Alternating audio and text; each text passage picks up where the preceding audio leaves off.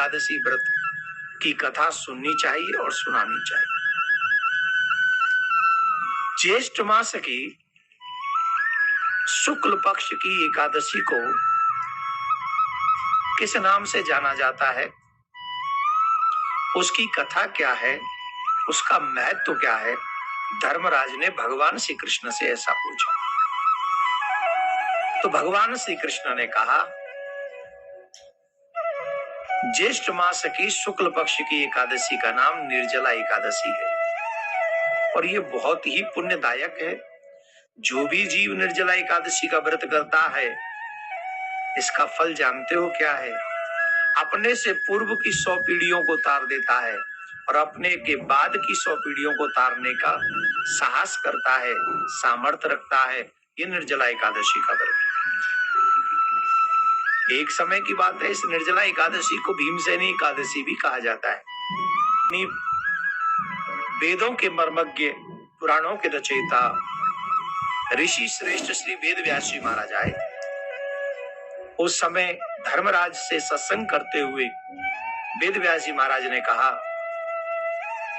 मनुष्य जीवन प्राप्त करने के बाद कृष्ण पक्ष और शुक्ल पक्ष की एकादशियों पर मनुष्य को अन्न का त्याग करना चाहिए। प्रयासरत होकर उसे अन्न जाता, मैं बिना भोजन के नहीं रह सकता।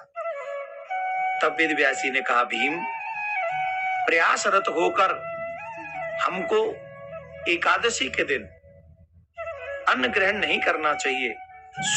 शुक्ल पक्ष और कृष्ण पक्ष की एकादशी को प्रयास इस बात का करें कि हम इस दिन अन्न ग्रहण नहीं करेंगे। उन्होंने कहा, प्रभु आप जो कह रहे हैं वो सब सही है, पर मेरे उदर में जो है वक्र नाम की अग्नि है, जिसके कारण मैं भूखा नहीं रह सकता। अब कोई ऐसा उपाय बताओ, मैं इतने दिन तो भूखा नहीं रहूंगा प्रभु, जिससे मेरा भी कल्याण हो जाए। तब वेद व्यास जी महाराज ने कहा, तुम ज्येष्ठ मास की शुक्ल पक्ष की एकादशी, जिसे निर्जला एकादशी कहते हैं, अगर तुम इस व्रत को करोगे तो एक ही व्रत से तुम्हें समस्त एकादशियों का फल प्राप्त हो जाएगा। तो कैसे रहना चाहिए? स्नान के बाद संकल्प करना चाहिए और फिर लक्ष्मी नारायण भगवान का पूजन करना चाहिए।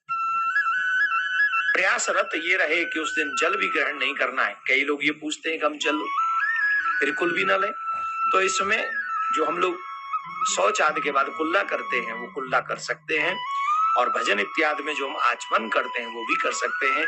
इसके अलावा हमें जल ग्रहण नहीं करना चाहिए। इसे पूरा निर्जला एकादशी का व्रत कहते हैं और इसमें नारायण भगवान की प्रियाकांजु सरकार की पूजा करनी चाहिए।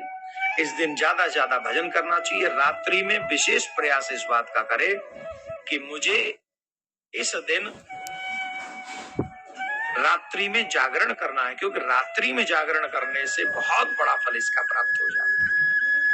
तो वेद व्यास जी महाराज के कहने पर इस कठोर व्रत को किया और इसीलिए इस जगह निर्जला एकादशी का नाम जो है वह भीमसेनी एकादशी भी हुआ। इस दिन दान पुण्य करने का बहुत बड़ा फल है। जो भी मनुष्य दान पुण्य करते हैं, भजन करते हैं, तीर्थ करते हैं, उसका बहुत बहुत बहुत बड़ा फल है। अब हम आपको बताते हैं कि निर्जला एकादशी व्रत कब है।